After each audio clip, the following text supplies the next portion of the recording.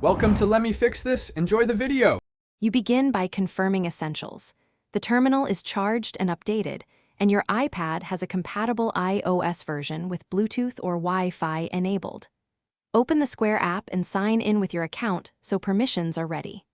Tap Devices, choose Add Terminal, and put the terminal in pairing mode by holding the power button as instructed. This gets both devices talking.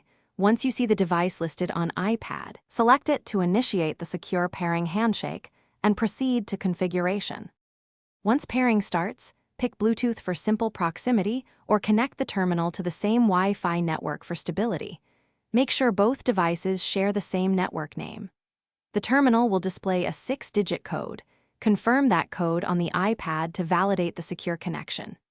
Next, assign a clear name to the terminal, set receipt and tipping options, and enable offline mode if you anticipate connectivity drops. These steps finalize the connection and tailor behaviors for your point-of-sale flow.